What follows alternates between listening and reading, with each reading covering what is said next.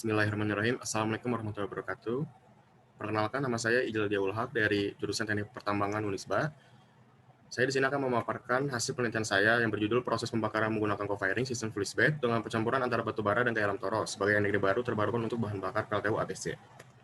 Di sini ada latar belakang. Yang pertama, penggunaan energi fosil seperti batu bara ini semakin meningkat, akan tetapi jumlah cadangannya akan semakin menipis karena sifat bahan bakar fosil yang tidak dapat diperbarui. Lalu yang kedua, dalam hal ini dibutuhkanlah bahan baku biomasa yaitu kayu alam toro untuk mengurangi penggunaan batu bara sebagai bahan bakar PLTU.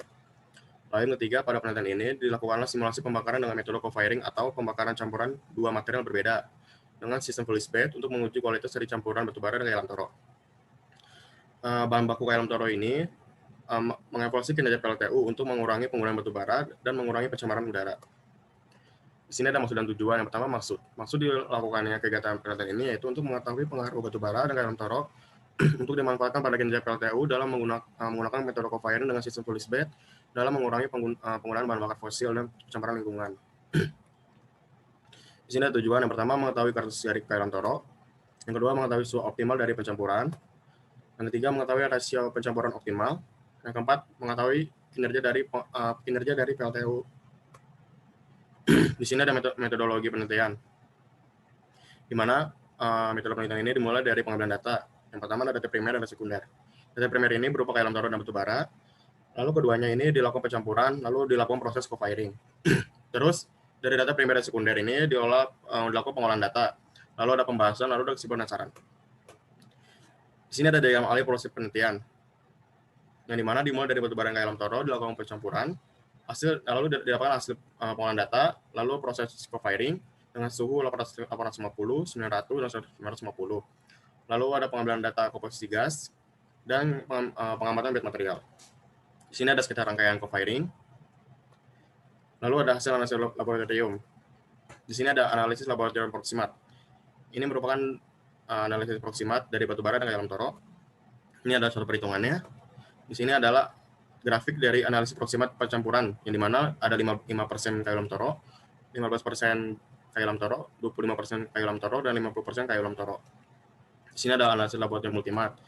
Ini merupakan hasil dari analisis laboratorium ultimat dari batu bara dan kayu alam toro. Ini ada contoh perhitungannya. Lalu di sini ada grafik analisis ultimat campuran. Lalu di sini ada analisis laboratorium nilai kalor. Di sini ada dua data dari analisis laboratorium nilai kalor dari batu bara dan kayu alam toro. Ini ada contoh perhitungannya. Dan ini adalah tabel campuran dari kedua material tersebut. Lalu ada hasil pengamatan setelah co-firing. Yang pertama ada kandungan gas buang, yang ada komposisi gas CO2 dan komposisi gas O2. Lalu ada aglomerasi pada bed material. Ada yang suhu 850, 900, dan 950. Ketiganya tidak terjadi penggumpalan. Lalu sini ada evaluasi kinerja PLTU. Yang pertama ada efisiensi boiler. Efisiensi boiler ini didapatkan dengan persamaan tersebut, yang dimana Y ini merupakan persen dari efisiensi boiler dan X merupakan total moisture. Menandakan semakin baik juga dalam menghasilkan panas. Efisiensi boiler ini akan tinggi bila kandungan air pada bahan bakar rendah. Lalu ada gross plant head. Gross plant ini merupakan mengetahui berapa banyak nilai kalori yang dibutuhkan untuk menghasilkan 1 kWh listrik. Di sini ada tabel dan grafiknya. Lalu di sini ada nilai net plant head, di mana net plant head ini untuk mengetahui berapa banyak nilai kalori yang dibutuhkan untuk menghasilkan 1 kWh listrik, yang dimana kapasitas PLTU dikurangi oleh pemakaian sendiri PLTU tersebut. Di sini ada tabel dan grafiknya.